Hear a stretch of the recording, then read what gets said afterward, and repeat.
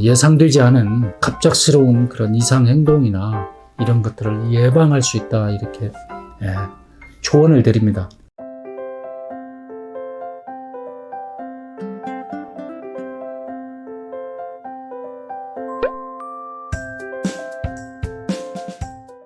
몸의 묵상, 건강은 순환, 순환은 리듬. 순환톡톡의 한의사 안숙입니다.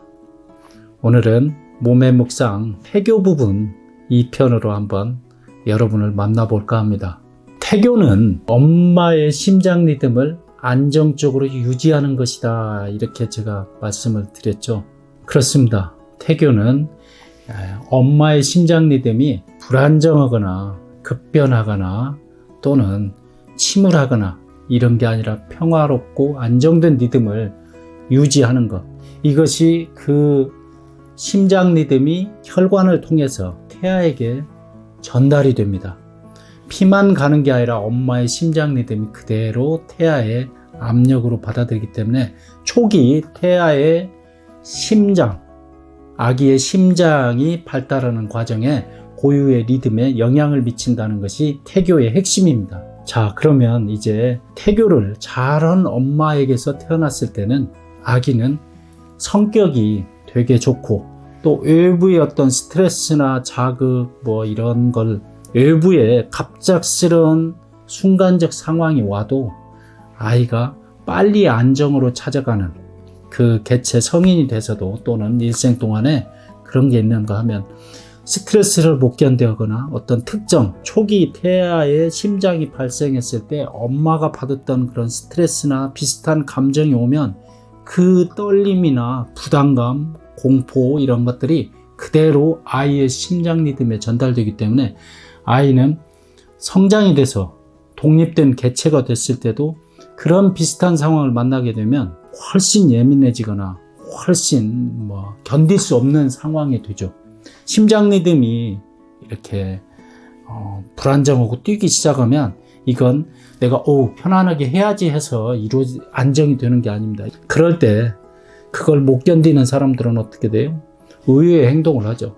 뭘 던져버리거나 뭘 깨거나 뭘 부수거나 이런 것들이 우리가 흔히 조금 성격이 안 됐다, 사이코다 이렇게 말하는데, 심장 리듬이 불안정한 사람일수록 또는 그게 내재되어 있는 사람일수록 그런 극단적인 형태가 나타날 확률이 매우 높다.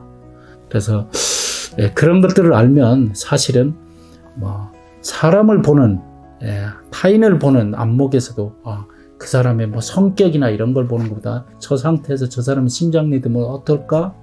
요걸 한번 본다면 훨씬 해결해서 지혜를 얻을 수 있습니다. 저는 그래서 좀 급하다 또는 예민하다 하는 분들은 사건 현장이나 어떤 그런 것에 일을 닥쳐서 스트레스를 받을 때 빨리 그 자리를 벗어나서 심장 리듬을 좀 안정을 시킨 뒤에 와라.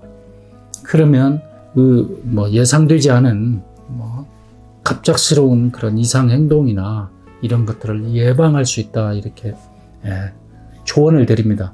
결국은 이 현대인들이 좀 그런 태교가 조금 안 됐거나 임신 중에 어떤 외부 환경들의 그런 잦은 노출 이런 것들이 현대인들에게 많이, 또 현대 아이들이 많이 일어나는 주의력 결핍 내지는 자폐, 또 이렇게 좀 긴장을 잘하는 그런 분들의 어떤 이해하는데 좀 도움이 됐으면 합니다.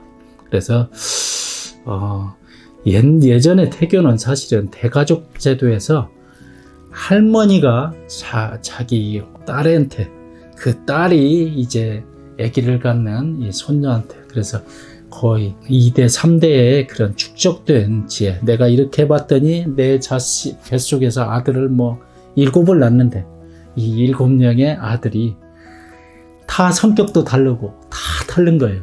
그러면 엄마가 생각할 때 내가 얘 때는 이런 일이 있었어, 얘 때는 내가 좀 뭐 신혼이라 굉장히 행복했고, 요때는 좀 너희 아빠가 조금 뭐 출장을 밖에 있어서 나 혼자 있었다. 뭐 이런 때는 시부모 갈등이 내가 심해서, 또는 뭐 이런 때는 널 가진 걸 되게 뭐 내가 좀 뭐 이렇게 부담스러웠다. 뭐 이런 각자의 그런 감정, 뭐 그때 상태, 또 여러 환경, 이런 것들이 사실은 7 형제 에게 그런 심장 리듬이 그때부터 각각 독립적으로 발전하면서 성격도 달라지고, 뭐 그래서 엄마들도 대배숙에서 난 아들인데 나도 이해 못하겠다고 하는 이런 말씀하시고 하는데, 태교 부분을 이해하면은 그런 것들에 대한 안목, 뭐 이런 좀 이해도 쉬울 겁니다. 현대인들이 좀 태교를 약간 소홀히 합니다. 그런데 사실은 나의 심장 리듬은 엄마의 심장 리듬을 많이 닮았다. 그렇고 엄마의 태교가 중요하다. 현대인들에게 한번 태교를 묵상하는 그런 시간이 되었으면 합니다. 감사합니다.